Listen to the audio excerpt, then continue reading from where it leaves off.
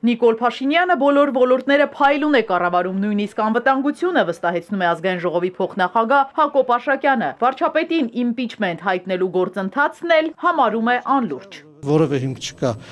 վարչապետի իմպիչմենտի հարց բարձրացնելու եւ դա անիմաստ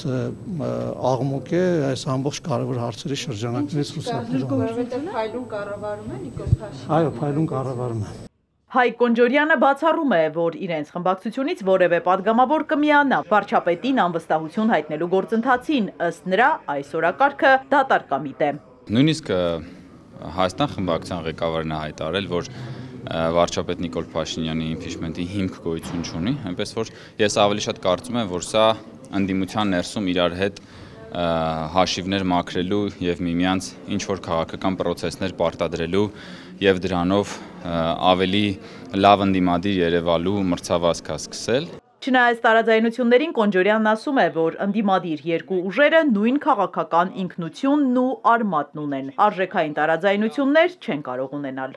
Մաֆիոզները ոնց են, իրենք իրար հետ տարաձայնություններ կարան ունենան ազդեցության գոտիների բաժանման համար, բայց մաֆիոզները մնում են մաֆիոզներ։ Քաղաքացիական պայմանագիր խմբակցության ղեկավարը նաև անդրադառնում է հարցին, թե արդյոք իրենք վախենում են Ռոբերտ Քոչարյանից, ասում է, եթե այդպես է, 2021-ին երկրորդ նախագահը падգամավորական մանդատ է ստացել, թող գար ու վախեցներ։ Ռոբերտ Քոչյանը մանդատը վերցներ, գար հենց մի հատ տենային կով ումից վախենում։ Կարող է ինքը վախեցավ դրա համար մանդատը չվերցրեց։ Նիկոլ Փաշինյանին հեռացնելու համար ավելի մեծ ճնշում է անհրաժեշտ, Աղվան Վարդանյանի կարծիքն է։ Նամակ ինքն էլ է ստացել, պատասխանում է։ Ինչը կարող է լինել նպատակը։ Փորձել շանտաժի ենթարկել Հայաստան խմբակցությանը, կամ ասեք իմպիչմենտի են գնում երկրորդ նախագահ Ռոբերտ Քոչարյանի թեկնածությամբ,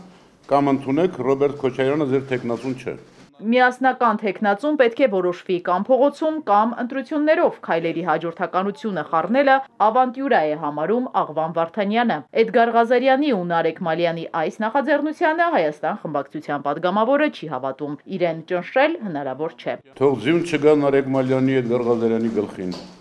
թող կանաչ արև ունենան, բայց թող չափերը ճանաչեն։ Կեղծ օրակարգով հասարակությանը մոլորեցնող ԿՊ-ն հերիք է։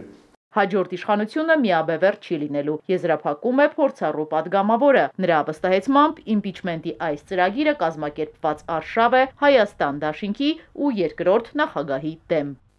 Իզաբելլա Հովանիսյան, Սիմիկ Մայիլյան, Էպիկենտրոն։